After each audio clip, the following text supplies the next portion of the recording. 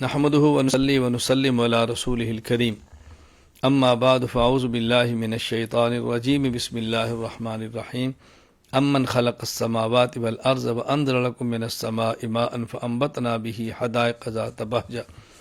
اللہ تعالیٰ نے اپنی قدرت کاملہ کے دلائل بیان کی، قدرت کی نشانیاں بیان کی اور مشرکین کے شرک کا رد کیا ہے۔ اللہ آسمان و زمین کا مالک ہے۔ اللہ اکبر۔ بتاؤ آسمان سے کون نازل کرتا ہے، بتاؤ زمین سے غلے کون اگاتا ہے، بتاؤ مشکل میں تمہاری مدد کون کرتا ہے۔ اللہ تعالیٰ بار بار ہی پوچھتے ہیں بتاؤ زندہ کون کرے گا۔ تو یہ سب کچھ رزق کون دیتا ہے؟ اللہ ہی دیتا ہے۔ تو پھر عبادت کے لائق اللہ ہے اور کون ہو سکتا ہے؟ انک لا تسمع الموت ولا تسمع ثم الدعاء اذا ولوا مدبرین۔ رسول اکرم صلی اللہ علیہ وسلم کو اللہ نے تسلی دی اور فرمایا پیغمبر آپ کا کام بیان کرنا ہے، آپ کا کام ان کے سامنے دین کو رکھنا ہے، قبول کروانا آپ کے ذمہ نہیں ہے۔ یہ تو ایسے ہی ہیں کہ جیسے قبر میں ایک مردہ ہے یا جیسے بہرا ہے۔ اب اگر قبر میں مردہ اس کے سامنے آپ کلمہ پڑھ دو، وہ کلمہ سن بھی لے تو قبول نہیں کرے گا۔ اور یہ لوگ حق کو سنتے ہی نہیں، بالکل بہروں کی طرح ہے۔ جس طرح قرآن کریم نے کہا سمن بکم عمیٌ، یہ بہرے ہیں، گونگے ہیں، اندھے ہیں، یعنی آنکھ ہے لیکن حق دیکھتے نہیں، کان ہے لیکن یہ لوگ حق سنتے نہیں، آنکھ ہے لیکن حق کو دیکھتے نہیں۔ تو یہاں نبی پاک صلی اللہ علیہ وسلم کو تسلی دی ہے۔ ان آیات کا تعلق اس مسئلے کے ساتھ نہیں کہ مردہ نہیں سنتا، اور یہ سمع موتیٰ کے خلاف بھی نہیں۔ اگر ہمارا عقیدہ ہوتا کہ مردے کو اللہ کے نبی سناتے ہیں تو کوئی کہہ سکتا تھا قرآن تو کہہ رہا ہے کہ آپ نہیں سناتے۔ ہم نے یہ نہیں کہا نبی سنا، ہم کہتے ہیں اللہ سناتے ہیں۔ کوئی ایک آیت کے جس میں کہ اللہ بھی نہیں سناتے، ایسی کوئی آیت نہیں۔ خیر اس آیت میں سما کی تو نفی نہیں ہے، اسما کی نفی ہے کہ آپ نہیں سنا سکتے، اور ہم بھی کہتے ہیں رسول اللہ صلی اللہ علیہ وسلم نہیں سنا سکتے۔ لیکن یہاں مسئلہ سماع موتیٰ کا نہیں، یہاں مسئلہ یہ ہے کہ جس طرح مردہ سن لے اور قبول نہیں کرتا، چونکہ اب قبول کرنے کا نفع ہی نہیں ہے، تو اگر یہ سن بھی لیں اور قبول نہ کریں تو مردے کی طرح ہوئے نا، یہ بتانا مقصود ہے۔ وَإِذَا وَقَعَ الْقَوْلُ عَلَيْهِمْ أَخْرَجْنَا لَهُمْ دَابَّةً مِّنَ الْأَرْضِ۔ اللہ تعالیٰ نے ایک قیامت کی نشانی بیان فرمائی ہے کہ جب قیامت قریب آئے گی تو ایک جانور دابۃ الارض اللہ نکالیں گے کوئی صفحہ پہاڑ سے، اور وہ لوگوں سے باتیں کرے گا۔ یہ قیامت کی نشانی میں سے ایک بہت بڑی نشانی۔ سورۃ القصص، چونکہ سورت میں ایک جگہ پر ہے وقص علیہ القصص، حضرت موسیٰ علیہ السلام نے شعیب کے سامنے اپنا پورا واقعہ بیان کیا۔ واقعہ کو قصص کہتے ہیں، اس لیے سورت کا نام سورۃ القصص ہے۔ نتلو علیک من نبأ موسیٰ فرعون بالحق لقوم یؤمنون۔ اللہ تعالیٰ موسیٰ علیہ السلام کا واقعہ بیان فرماتے ہیں اور فرعون کا تذکرہ کرتے ہیں۔ آپ کے بچپن کے سارے حالات کو بیان فرمایا، کس طرح معاملات پیش آئے۔ وَأَوْحَيْنَا إِلَىٰ أُمِّ مُوسَىٰ أَنْ ارْضِعِيهِ۔ خلاصہ کیا تھا؟ فرعون کو ایک خواب آئی، نجومی نے بتایا کہ تمہارے ایک بچہ پیدا ہوگا جو تمہاری بادشاہت کو چھین لے گا۔ حل کیا ہے؟ بچوں کو قتل کیا جائے۔ تو اس ظالم نے بچوں کو قتل کرنا شروع کیا، 1 سال بچے قتل کرتے، 1 سال کے بچے زندہ رکھتے۔ حضرت موسیٰ علیہ السلام اس سال پیدا ہوئے جس سال کے بچوں کو زندہ رکھا جاتا ہے۔ اللہ نے موسیٰ علیہ السلام کی والدہ کے دل میں یہ بات ڈالی، آپ اس بچے کو لکڑی کے صندوق کے اندر ڈالو اور دریا کے حوالے کر دو، ہم اس بچے کو آپ کے پاس لائیں گے۔ آپ نے اس کو ڈالا اور صندوق کو دریا میں ڈال دی۔ اپنی بیٹی سے کہا تم دیکھتی رہو، ساتھ چلتی رہی، دیکھتی رہی۔ فرعون کا چونکہ محل دریا کے کنارے تھا، دیکھا، وہ صندوق اٹھایا، فرعون کے محل میں لے گئے، کھولا تو اندر خوبصورت بچہ تھا۔ اللہ نے ان کی محبت فرعون کی بیوی کے دل میں ڈال دی، اس نے کہا ہم اس کو اپنا بیٹا بنائیں گے۔ فرعون نے ان کو بیٹا بنایا۔ جب کسی دائی کا دودھ پلاتے دودھ نہ پیتے، خیر موسیٰ علیہ السلام کی بہن نے کہا کہ میں ایک عورت بتاتی ہوں، اس کا دودھ پیش کرو شاید پی لیں۔ کہا جی کون ہے؟ تو ان کو حضرت موسیٰ علیہ السلام کی والدہ کو لایا گیا یا بچہ وہاں لے کر جایا گیا، تو انہوں نے وہاں دودھ پیا۔ تو حضرت موسیٰ علیہ السلام کی والدہ نے کہا میں محل میں رہ کر نہیں پلا سکتی، اپنے گھر میں رہوں گی۔ تو موسیٰ علیہ السلام کی والدہ اپنے بچے کو دودھ پلاتی۔ اللہ اکبر، کس طرح اللہ نے ان کو واپس بھیجا اور ان کی ماں کا آنکھیں ٹھنڈی فرما دی، اپنے وعدے کو پورا کیا۔ یوں ہی موسیٰ علیہ السلام فرعون کے گھر میں ایک قسم کے رہ کر پرورش پا کے جوان ہوئے۔ وَدَخَلَ الْمَدِينَةَ عَلَىٰ حِينِ غَفْلَةٍ مِّنْهَا أَهْلِهَا فَوَجَدَ فِيهَا رَجُلَيْنِ۔ موسیٰ علیہ السلام جوان ہو گئے، شہر میں داخل ہوئے۔ موسیٰ علیہ السلام کی قوم کا ایک بندہ اسرائیلی اور فرعون کی قوم کا قبطی آپس میں لڑ رہے تھے۔ موسیٰ علیہ السلام نے چھڑانے کے لیے قبطی کو مکہ مارا، موسیٰ علیہ السلام کا مکہ تو اس کو لگا اور وہ تاب نہ لا سکا اور مر گیا۔ دوسرے دن موسیٰ علیہ السلام تشریف لائے تو ان کی قوم کا جو آدمی تھا اسرائیلی کسی اور سے لڑ رہا تھا، تو موسیٰ علیہ السلام نے دیکھا کہ قصور تو اس کا ہے، آپ اس کو مکہ مار کے پیچھے کرنے لگے تو بھول پڑا، اس نے کہا کل تو نے فلاں بندہ مارا تھا، اب مجھے مارنا چاہتا ہے۔ یہیں سے بات پھیل گئی، جو کل بندہ قتل ہوا تھا تو کس نے قتل کیا ہے؟ فرعون نے اپنے بندے بھیجے موسیٰ علیہ السلام کو گرفتار کرنے کے لیے۔ قرآن کہتا ہے وَجَاءَ رَجُلٌ مِّنْ أَقْصَى الْمَدِينَةِ يَسْعَىٰ، موسیٰ علیہ السلام کا خیر خواہ آیا، اس نے کہا تمہیں قتل کرنے کا فیصلہ ہو چکا ہے، تمہیں لوگ تلاش کر رہے ہیں۔ تو موسیٰ علیہ السلام پھر وہاں سے نکلے اور مدین کی طرف تشریف لے گئے۔ وَلَمَّا وَرَدَ مَاءَ مَدْيَنَ وَجَدَ عَلَيْهِ أُمَّةً مِّنَ النَّاسِ، آپ مدین کے علاقے میں داخل ہوئے، وہاں ایک کنواں تھا، لوگ بکریوں کو پانی پلاتے تھے، وہاں دو عورتیں تھیں پیچھے کھڑی تھی۔ موسیٰ علیہ السلام پوچھا تم کیوں کھڑی ہو؟ کہا یہ ہماری بکریاں ہیں، دودھ پلائیں گے جب لوگ پلا کر چلے جائیں گے۔ موسیٰ علیہ السلام نے ڈول نکالا اور آنکھوں کی حفاظت کرتے ہوئے ان کی بکریوں کو دودھ پلایا، وہ بچیاں واپس گئیں۔ یہ شعیب علیہ السلام کی بیٹیاں تھیں، حضرت شعیب سے پورا واقعہ بیان کیا، آپ نے فرمایا ان کو بلا کر لاؤ۔ موسیٰ علیہ السلام کو لایا گیا، آپ نے پورا واقعہ بیان کیا۔ حضرت شعیب علیہ السلام کی بیٹی نے کہا اپنے والد سے یہ امین ہے، ہم نے دیکھا آنکھ کی خیانت بھی نہیں کرتے، قوی ہے، ہم نے دیکھا کس طرح طاقت سے کنواں نکالتے تھے، کنویں سے پانی نکالتے، آپ اس کو ملازم رکھ لیں۔ حضرت شعیب علیہ السلام فرمایا کہ میری دو بیٹی ان میں سے ایک تمہیں نکاح میں دوں گا، 8 سال تک تمہیں میرے پاس خدمت کرنی پڑے گی، 10 سال پورا کرو تمہاری مرضی ہے۔ حضرت موسیٰ علیہ السلام 10 سال تک وہاں ٹھہرے، خدمت کی۔ حضرت شعیب علیہ السلام نے اپنی بیٹی کا نکاح ان کے ساتھ کر دیا۔ یہ پورا واقعہ اللہ تعالیٰ نے یہاں بیان فرمایا۔ یہاں یہ ایک بات اچھی طرح سے نشین فرما لیں، جس شخص کی بیٹی ہو، مناسب داماد مل جائے، نکاح کے لیے مناسب بندہ مل جائے تو باپ کو اپنی بیٹی کا نکاح دینے میں پہل کرنی چاہیے، اس میں حرج کی بات نہیں۔ شعیب علیہ السلام نے خود کہا میں اپنی بیٹی تمہیں نکاح میں دوں گا۔ ہمارے یہاں چونکہ یہ رواج چلتا ہے بھی وہ لڑکی خود مانگے تو دیں گے، ہم کیوں پہل کریں؟ نہیں، مناسب رشتہ ملے تو تاخیر نہیں کرنی چاہیے۔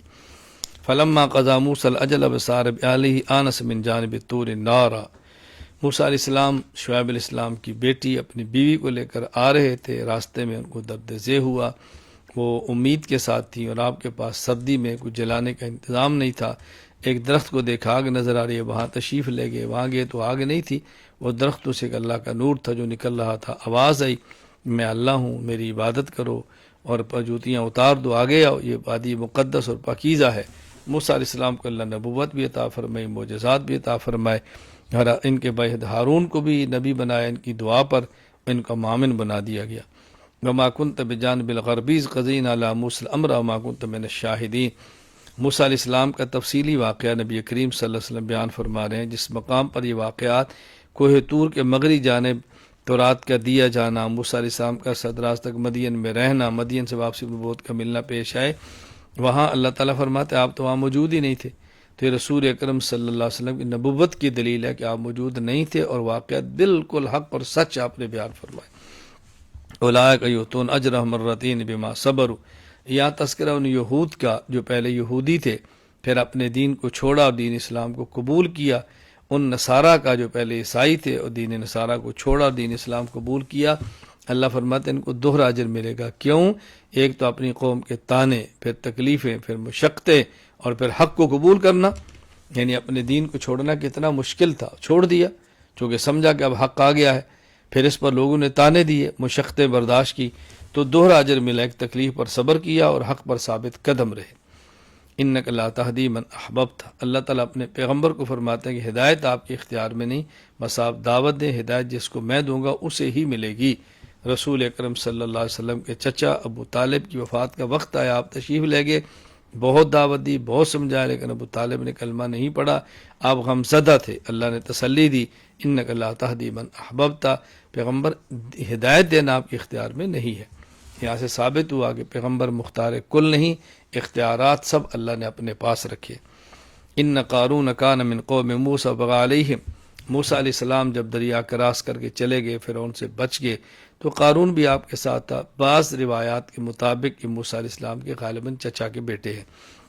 خیر ان کے پاس مال و دولت بہت تھی، اتنی دولت تھی کہ کئی اونٹ ان کے خزانے کی چابیاں اٹھاتے۔ اس کو اپنی دولت پہ ناز تھا، یہ زکوٰۃ نہیں دیتا تھا، ناز تھا۔ موسیٰ علیہ السلام نے سمجھایا لیکن باز نہیں آیا، اہل علم نے سمجھایا، باز نہیں آیا، کہتا میری محنت ہے، میرا علم ہے، میرا عقل ہے، میرا فن ہے، ہنر ہے، میں نے کمایا ہے، میں کیوں کسوں کو دوں؟ اللہ تعالیٰ نے اس کو اس کے خزانوں سمیت دنیا کے اندر زمین میں دھنسا دیا۔ ان الذی فرض علیک القرآن لرادک الی معاد، رسول اکرم صلی اللہ علیہ وسلم مکہ مکرمہ سے ہجرت فرما کر مدینہ منورہ تشریف لے جا رہے تھے۔ مقام جوفہ پر پہنچے۔ مدینہ کے راستے کی مشہور منظر رابغ کے قریب ہے۔ اس وقت مکہ مکرمہ کے راستے پر نظر پڑی تو بیت اللہ اور وطن آپ کو یاد آ گیا۔ اللہ تعالیٰ نے آیت نازل فرمائی، جبریل کو بھیجا، ان الذی فرض علیک القرآن لرادک الی معاد، اے نبی جس اللہ نے آپ پر قرآن اتارا ہے وہ اللہ آپ کو مکہ دوبارہ ضرور لائے گا۔ آپ مکہ کے اور عزت کے ساتھ فاتح بن کر گئے۔ سورۃ العنکبوت، عنکبوت کہتے ہیں مکڑی کو۔ یہاں اللہ تعالیٰ نے اس صورت میں مشرکین کی مثال مکڑی کے ساتھ دی کہ جس طرح مکڑی کی کیا حیثیت ہوتی ہے اس طرح مشرک کی کیا حیثیت ہے، مکڑی کے تاروں کی کیا حیثیت ہے تو مشرکین کے جو چال ہے اس کی کیا حیثیت ہے۔